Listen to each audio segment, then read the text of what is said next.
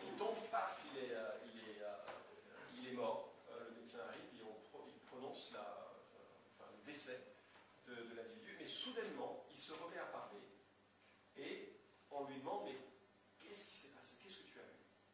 Et beaucoup de gens parlent d'une expérience de sortie de leur corps.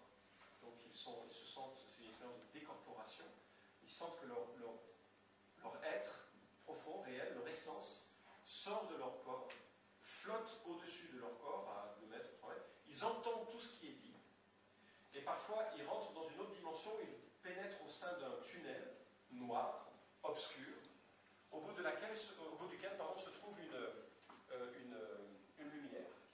Parfois il y a des êtres vils dans ce tunnel, parfois il y a des expériences un peu différentes, et au bout du tunnel il y a une lumière, il y a parfois les gens parlent d'avoir retrouvé leurs grands-parents, leurs amis décédés, parfois il y en a qui disent avoir vu Jésus-Christ, Mahomet, Bouddha, enfin des choses un peu de ce genre.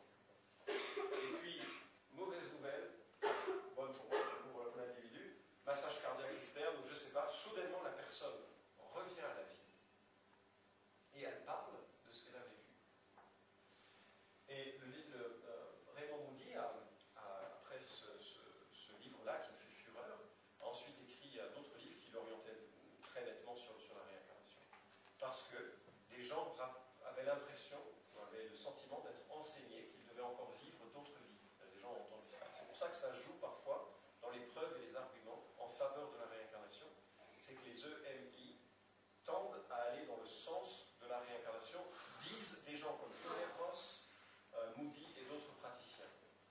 Alors la question est, est-ce que vous croyez aux EMI?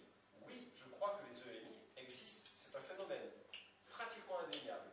Maintenant, je ne crois pas que cela soit un argument en faveur de la réincarnation, et la raison est la suivante. La première, c'est que les gens font état vraiment d'une macédoine religieuse. C'est-à-dire que j'ai lu des ouvrages où les gens disaient, bah oui, finalement, le musulman verra Mahomet, les bouddhistes verront Bouddha, les chrétiens verront Jésus-Christ, et on se dit, qu'est-ce qui se passe? C'est moi qui projette ma croyance dans cette situation, ou c'est vraiment une situation qui est objectivement réelle? Deuxième argument qui me semble beaucoup plus fort, c'est que les mêmes phénomènes ont eu lieu en prenant du LSD sous des transes profondes de yoga ou avec de l'éther. Vous ne comprenez pas, hein, ni de LSD d'ailleurs, c'est pas une bonne idée. Mais les mêmes expériences de décorporation avec le tunnel, avec lumière blanche, etc., ont lieu dans des situations où la mort n'a rien à voir. Les gens ne sont pas morts, ils prennent juste du LSD. Enfin, ils sont bientôt morts, mais pas encore. Les gens font du yoga, ils ne sont pas morts.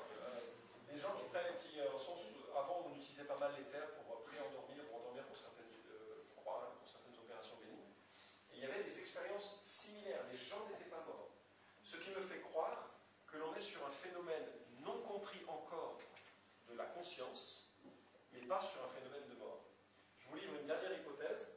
Elle est absolument terrifiante, mais pour le même prix, je vous la donne gratuitement. Maurice Rawlings est un cardiologue. Il a publié un livre qui s'intitule « Au-delà des portes de la mort », publié chez Pygmalion. Et en tant que cardiologue, il était heureux, riche, comme tous les cardiologues. Et il se fichait un peu de la foi, de la religion et de ces questions. Il était heureux, riche, comme tous les cardiologues. Et donc il arrive un gars à qui il a fait faire un test d'effort. Je ne sais pas exactement à quoi ça ressemble, un test d'effort, mais je crois que c'est un travail physique, dans lequel le cœur est sous observation particulière. Et voilà que son patient a eu un arrêt cardiaque. Pas grave, quand on est cardiologue, on sait faire. Paraît-il. Et donc, massage cardiaque externe, c'était au temps où il n'y avait pas de défibrillateur, mais il a réussi à faire revenir l'individu qui soudainement a saisi ses mains et a crié, hurlé, « Je suis en enfer, sauvez-moi » Et le gars est retombé mort. Rawlings, pas du tout paniqué, sachant que dans les situations d'accident, traumatisme, il y a des choses bizarres qui se passent, continue le massage cardiaque externe. Je crois que 5 ou 6 fois, ou 7 fois, il a ramené à la vie.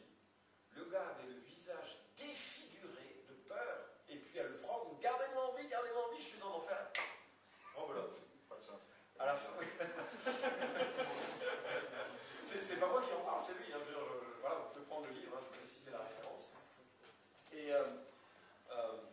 réussi à stabiliser son patient, il l'a fait hospitaliser. 3 jours plus tard, il est allé lui rendre visite. Devinez la question qu'il lui a posée.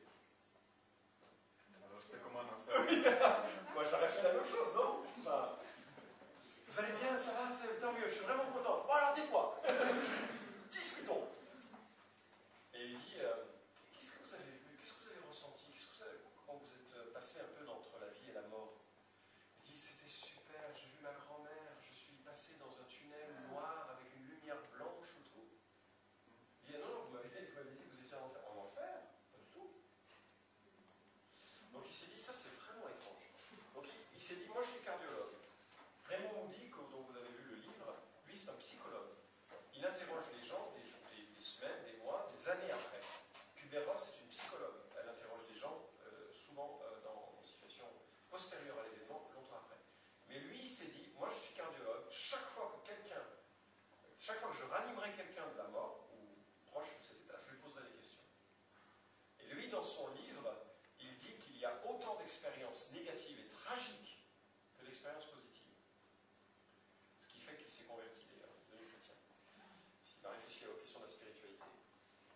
Mais je ne crois pas que ces conclusions soient viables, pour les 2 raisons précédentes.